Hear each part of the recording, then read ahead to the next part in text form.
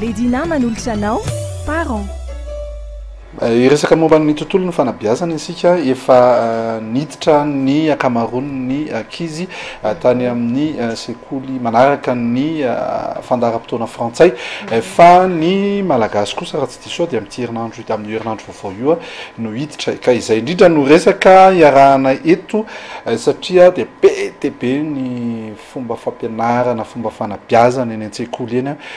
izay no resadresantsika mikasika miaraka amin'ny docteur Sylvia Coutoir. Izy ity moa izany hoe hanampianatsika ray aman-dreny foana mba hahazahoana zaza ho avy ny firenena mamiratra dia zaza vanina ihany koa izay foana ny ataontsika amin'ilay fandaharana parent. Ahoana tsy ahoana mikasika n'ilay hoe fampianarana mpanabe ny mpampianatra ny izy avy ahoana sy ahoana mikasika n'ity resaka samy manana ny ahoana moa fiantsoana izany hoe méthode samy manana fombany ny tsirairay.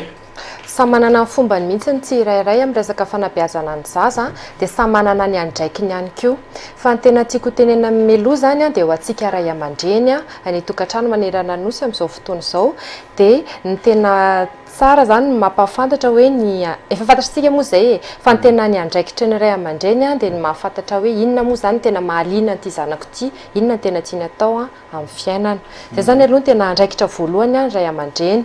rehefa fantatra manko hoe inona ny tena tiany atao fantatra hoe inona ny tena mahaliana anazy afaka manampy anazy sika amin'izay fotoana izay raha ohatra sendra misy fahasahiranana izy afaka metosika anazy sika hoe raha ary zany tena tianao atao dia izao ny fomba tena atongavanao amin'izay tanjona izay. Fa raha ohatra zany hoe za zao ohatra ny hoe te hanao dokotera dia tsy tody tamin'ilay dokotera dia forceko ny zanako hanao dokotera efa avy eo zay zany tsy mety an'izay. Tena be dia be mihitsy ny manao ohatra anao izay hoe te hanao dokotera ianao dia ny zaza ny force anao dokotera. Tsara ho marihana foana fa olombelona ohatranao ihany zany ny zanakao tsy ianao ny zanakao fa olombelona manana maizy azy manana ny tiany le zaza manana ny zavatra mahanavanana azy ihany koa le zaza manana ny mahaliana azy le zaza fa tena maro amintsika ray aman-dreny mihitsy manao ohatran'izay eritreretin-drina izay hoe ty zanako ty dia tsy maintsy ataoko ohatran'izao tsy jerena akory ny nefa ny hoe inona ny tena inona ny tena mety hoe atafita anazy kokoa inona ny tena mampafaly anazy kokoa zany amin'ny fiainana amin'izay izy miaina tsara amin'ny tontolo misy anazy satria raha terenanao zavatra tsy tiany ny zaza ohatra antsika olon-dehibe ihany ve manaiky ve tsika tsika beloa be sady izy koa ny tsazon'le ray aman-dreny efa tsy vita n'le izy normal be raha tsy ho vitan'ny zanany satria le gène ny héréditaire nanao tsy navita dokotera dia normal be raha tsy vita koa zany lava volo be ohatra zany mba mibanky vola banky vola ihany izy fa ny azo foana ny anjamiko rehefa hoe mety hoe dokotera ny ray aman-dreny dia mety dokotera koa le zaza fa ny tena tiako marihana hoe mila hajaina ny safidin'ny ankizy mila hajaina ny maizy azy ny ankizy mila hajaina hoe zao ny manavanana azy amin'izay izy ny ivelatra kokoa amin'ny fiainana. Misy fetrany ve hoe firy taona no ijerena an'izay satria mety hoe 10 taona izy dia hoe za te hanao dokotera dia tonga indray 7 taona dia za te hanao izay mihitsy dia avy eo za te hanao piloty dia aiza ho aiza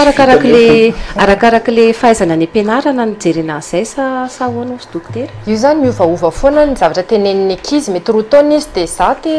arak'ilay nyteneniny faly teo fa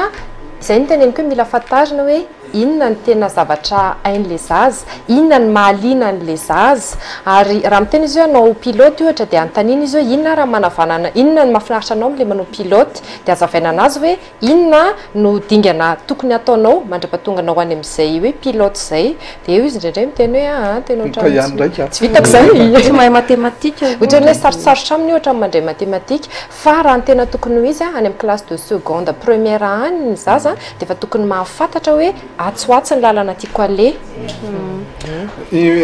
tozako kely any ao anatin'izay resaka izay any le resaka entimody ny tiako resahana kely matetika rehefa mampianatra ny ray aman-dreny lasa kizitina be ndraindray rehefa mampianatra ny ray aman-dreny samihafa n'ilay fomba ampianaran'ilay ray aman-dreny sy ilay mpampianatra any ary misy fotoana fanohitra ny zavatra resahana avy eo miteny izy hoe zany ny teny maîtressenay ahoana indray mikasika an'ilay entimody dia lasa kizitina be ilay ray aman-dreny satria samihafa ny fandraisan'le zazan'le izy dia io zany efa nisy fanadiadiana sy fikarohana maro natao izay vao nivoaka voaingakaingana hoe tsy dia tsara intsony a no mampitondra entomodiny zaza amin'izao fotoana izao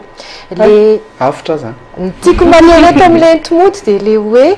ny lesona ny entomody a ampiarana ny lesona na ampianarim-pampianatra tany ampianarana tokony efa vitany ampianarana zany a ny exercice rehetra momba n'iny lesona iny fa ny tokony ataon'ny zaza ty an-trano a dia ny fampiarana anazy a sy ny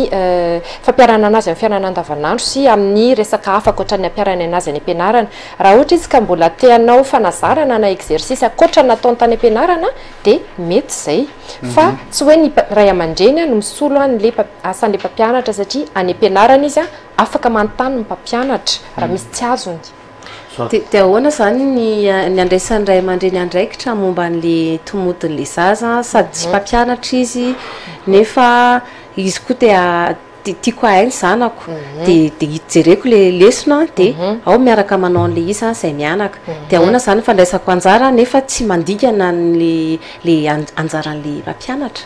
ohatra zao hoe any amin'ny karabola na le klasy voalohany ohatra mianatra mamaky teny sy manoratra izy any an-dakilasy tsy le devoir be manao a e i o ampianarim-pampianatra any ampianarana intsony a no tokony averinareo any an-trano fa ohatra hoe maka boky mihitsy dia iny ndray zany io miaraka avakina amin'le zaza dia asaina tondrony ohatra hoe inona ny a inona ny o fa tsy le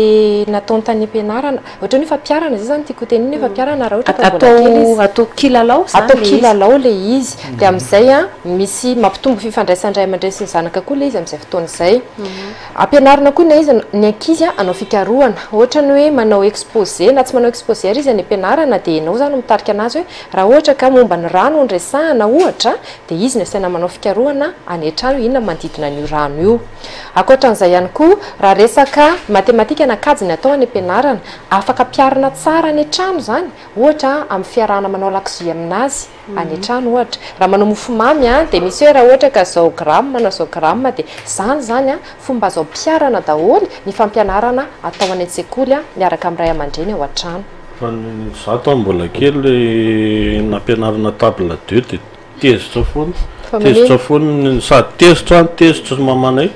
satria ny anah le feoany any ny haiko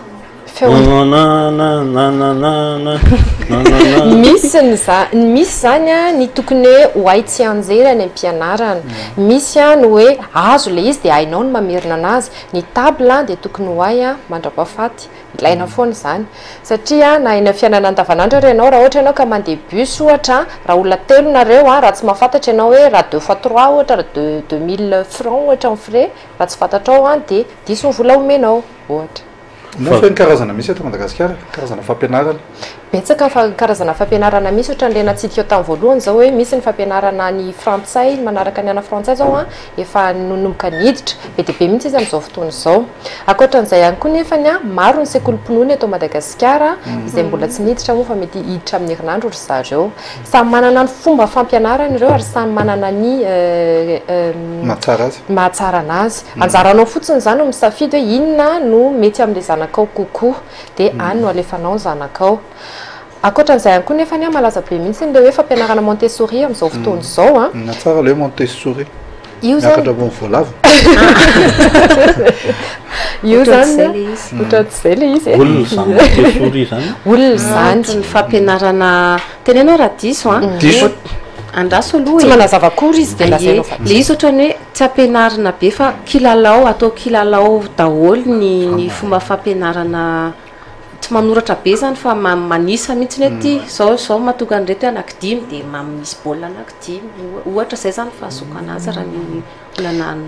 tantara tamiko fa manala baka nefa le izy manala brevet sy ohatrany misy programme ihany arahana anatin'le izy misy programme arahana ihany izy fa arakaraka ny rythme an'le zaza no anarahana anazy zay manko ny tena bazin'le hoe Montessori arahana ny fomba fitombon'le zaza fa tsy imposena zany le zazakely anao an'le izy fa tsy entomody ny zareo tsisy entomody ny matetika zany a le olon-dehibe mampianatra atao hoe mpanabe ao amin'ny zareo a dia manome tontolo ahafahan'le zaza mivelatra amin'ny andraisany a an'izay zavatra zavatra tokony ho ainy raha atao banky-tongana dia inona ny afatra zany ao ny ray aman-dreny amin'ity fandarana sabotsy ity ny tena afatra aloha dia hoe maro tsika ray aman-dreny mitaraina hoe hitikamo mianatra ny zaza sy ny ohatran'izany fa anjarantsika ray aman-dreny araka ilay nytenentsika nandritra ty fandaharana ity hoe itsika no mitady izay tena mahaliana ny zaza ahatonga anazy ho tamana ny ampianarana mila dokadokafana izy rehefa hoe mahazo azony ny lesona dia mila dokadokafana izy mila aporisiana izy antanina hoe inona ny tena nafinaritra anao tany ampianarana tsy voatery fianarana io fa mety hoe niarany lalao tamin'ny namany zany inge dia efa fianarana ohatra fa atao zany zay atamana no zaza atao zay ahafantarana hoe inona no anampiana anazy atratrarany ny tanjona izay hotratrarany rehefa lehibe izy sotranao dokotera nitondra an'izay torohevitra zay dia amin'ny heriny tahaka izao indray miaraka amin'ny Bledina misaotra anareo koa ny ainy dia mandra-pionareo any tokantrano any dia amin'ny heriny indray anao ndray tsy mandeha mbola miresadresaka miaraka amin'ny maître d'hôtel eto ianao fankikely aloha hiditra hoe lakozia parents natolotra Bledina